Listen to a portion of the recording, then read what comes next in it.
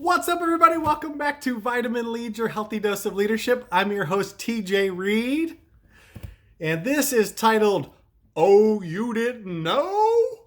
If you're a 90s wrestling fan, you know the rest of that. You better call somebody. Here's what we're talking about today. We're talking about what aspects of your business do you need to know intimately if you're ever asked by your boss. Remember a couple of years ago, my boss's boss called me and began to ask me question after question about some of the data that I should have known and should have been looking at on a daily basis, but I just wasn't at that time.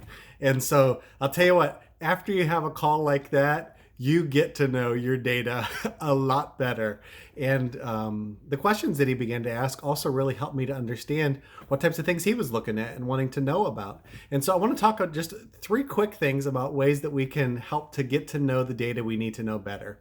And so the first one is simple. It's what I've been saying already. You got to know it, right? You got to know your data. You got to know it daily, if not hourly, and things like that. I work with a call center team. And so every 90 minutes, we're getting reports that show us on the progress of the day. And so it's important that I know the benchmarks that we're doing and be able to look at it quickly and assess and decide if we need to make a shift that day in what we're doing.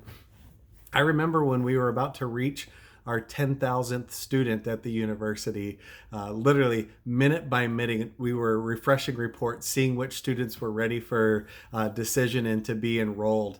And we had to begin to anticipate that. And whatever your data is, whatever it looks like, you got to know it. You got to have a good grasp on it, because data is just numbers, but really it begins to tell a story if you know it well. And so know it. The second thing is you got to figure out how to show it, right? And so it's important you're able to talk about it, that you're able to present on it. One of the ways that I really begin to get data like kind of ingrained in me is I'll read something, I'll go, oh, that makes so much sense. And then I'll go do a drive-by meeting to one of my leaders' doors. And I'll say, hey, you got a quick second? Yes, awesome. Here's this thing that I just looked at. I think it's really showing that we're improving in this area. And then they go, woohoo, that's exciting. And we celebrate for a second. Because I think you got to just keep telling the story over and over again and sharing it with different people so that you can get it more deeply ingrained inside of you.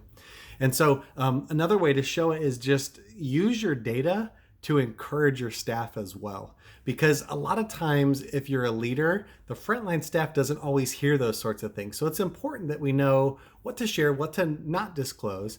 But if it's stuff that you can share, use it on a weekly basis to encourage your team. Say, hey, listen, I just wanted to let you all know how much I appreciate you.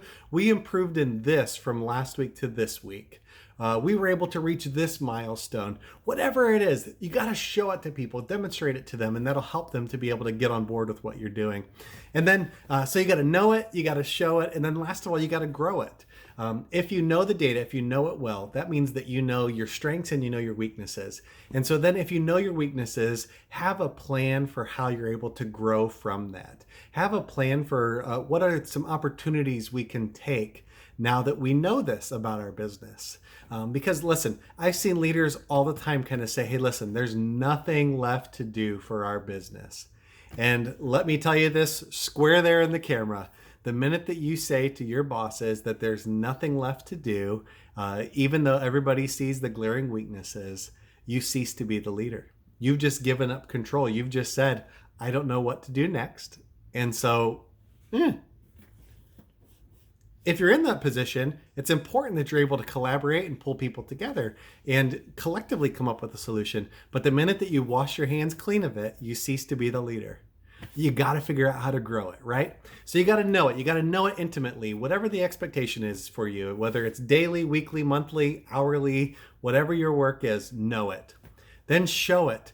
Take advantage of those drive-by meetings. Take advantage of sharing the great victories with your team so they know the data as well.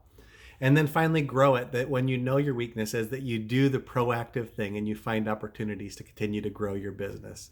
Friends, I hope that's helpful to you. This has been Oh, You Didn't Know? And this is Vitamin Lead with TJ Reed. I look forward to talking to you soon. Bye-bye.